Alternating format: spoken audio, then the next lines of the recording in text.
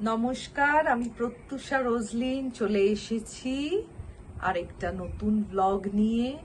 তো দেখতেই পাচ্ছেন আমি একটু ডাউন, কারণ গতই 24শে June I had to undergo surgery, hysterectomy surgery.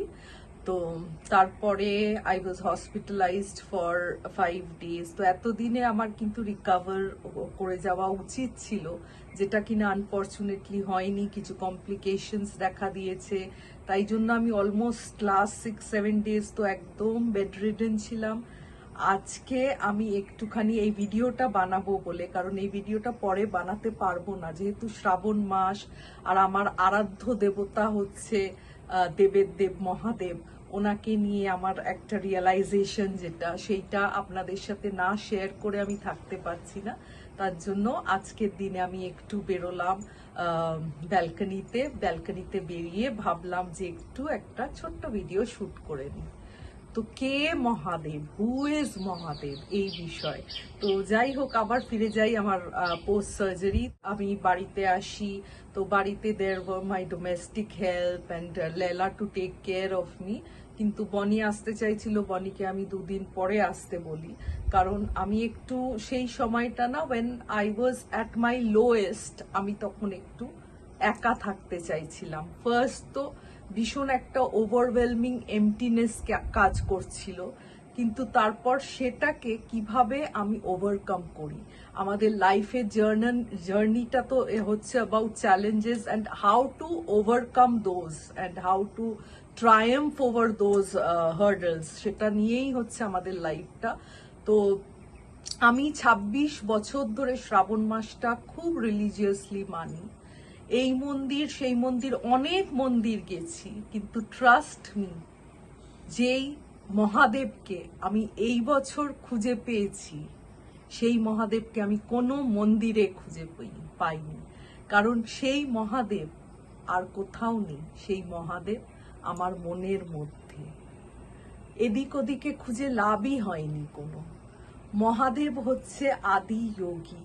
Mahadev অনেকে বলেন হচ্ছে দ্য গড অফ ডিস্ট্রাকশন, কিন্তু এটা হচ্ছে একটা মিস ইন্টারপ্রিটেশন। আমার মনে হয় না god of distraction.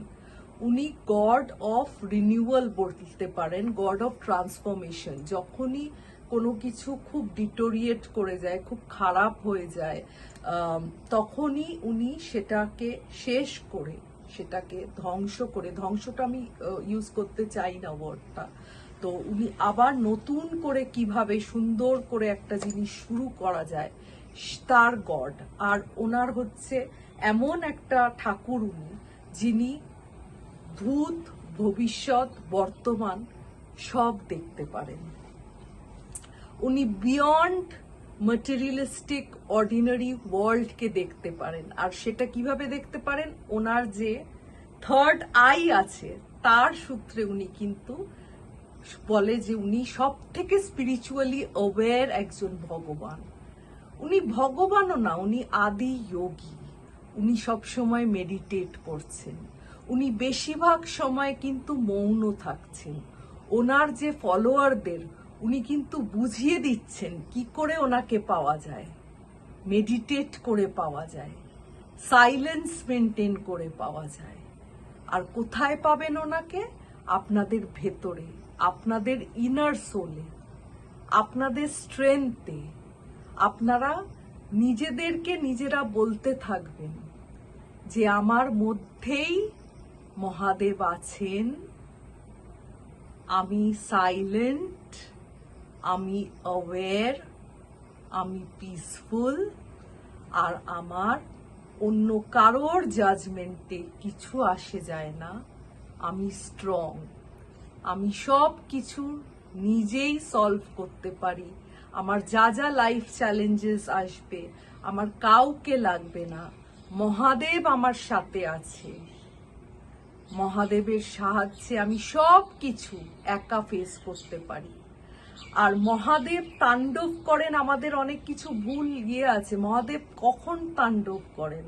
when pushed to that boundary, when he is forced to show his that image. otherwise কিন্তু উনি সবসময় ডিট্যাচ থাকেন। আবার সেই আমার একই থিওরি, ডিট্যাচমেন্ট। উনি সব কিছুর থেকে ডিট্যাচ থাকেন, উনি সাইলেন্ট থাকেন, উনি সারাক্ষণ মেডিটেট করছেন। আর এইটার একটা সায়েন্টিফিক দিক কি আছেন জানেন? যতক্ষণ আপনারা মৌন থাকতে পারবেন ততক্ষণ কিন্তু আপনাদের অ্যাংজাইটি দূর হবে অনেকটা। এটা আপনি যদি এই শ্রাবণ মাসে, আপনাদের আমি বলবো, আপনারা যদি আধ ঘন্টা অ্যাটলিস্ট শুরু করুন, আধ ঘন্টাটা যদি পারেন তখন দিনে 1 ঘন্টাতে আপনারা সেটা আরো বাড়িয়ে নেবেন।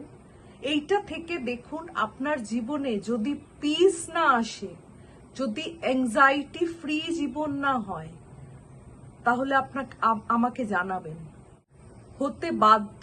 আরেকটা কি করবেন, নিজের মধ্যে মহাদেবকে পুরো ইনকর্পোরেট করে নিন, নিজের মধ্যে ইনকর্পোরেট করে নিন, মহাদেবের মধ্যে নিজেকে বিলীন করে নিন। দেখবেন এর থেকে ভালো মহাদেবকে খুঁজে পাওয়া আর কোনো রাস্তা নেই। তাহলে ওম নমঃ শিবায় পারলে রোজ একটু 108 বার মৃত্যুঞ্জয় মন্ত্রটা জপ করবেন, আর দেখবেন আপনার লাইফ কেমন ডিফারেন্ট হয়ে যায় আপনার লাইফ। তো ভালো থাকবেন, ভালো রাখবেন। আমি আবার আসবো আমার কিছু এক্সপিরিয়েন্স শেয়ার করতে।